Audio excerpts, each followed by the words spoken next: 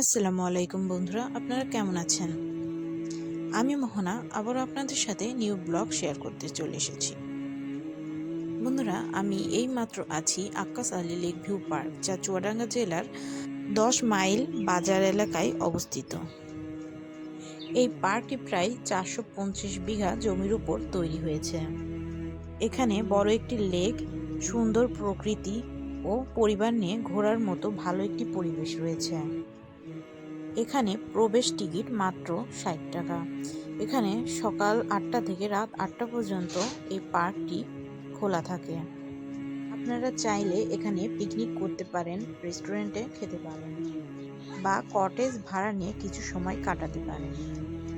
প্রকৃতি প্রেমীদের জন্য আসলে এই জায়গাটা অনেক সুন্দর। আজকে আমি আমার ব্লগে এই পুরো জায়গাটা আপনাদের ঘুরিয়ে দেখাবো। এখানে মানুষ কেন আসে, কী কারণে আসে, আর এখানে কি কি আছে সবকিছুই আপনাদের আজকে আমার ভিডিওতে দেখানোর চেষ্টা করব। তো আপনারা এখানে দেখতে পাচ্ছেন নাগরদোলা, বাচ্চাদের জন্য খেলার অনেক কিছু রয়েছে এবং এটা আক্কাস আলী লেক ভিউ পার্কের সবথেকে উঁচু একটা জায়গা, যেখানে থেকে আপনি দাঁড়ালে আপনি পুরো পার্কটা কি কি আছে না আছে এই উপরে গিয়ে দাঁড়ালেই দেখতে পারবেন। এখানে অনেক গাছপালা ও খোলা পরিবেশ রয়েছে। এখানে বাচ্চা থেকে বৃদ্ধ লোকও ঘুরতে পারবে সে ব্যবস্থা করা আছে। এছাড়া যারা ছবি তুলতে পছন্দ করেন তাদের জন্য এই জায়গাটা খুবই ভালো।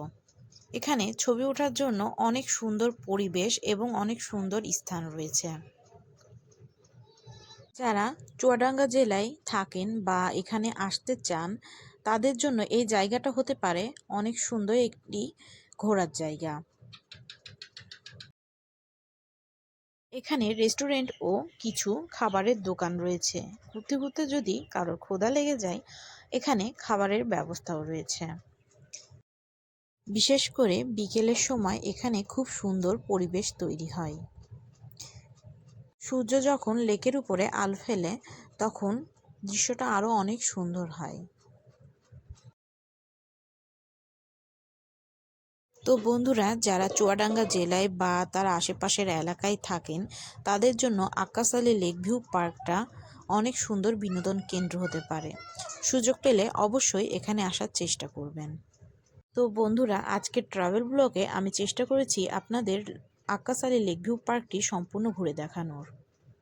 আজকের মতো এই পর্যন্তই। দেখা হবে নেক্সট কোনো ভিডিওতে।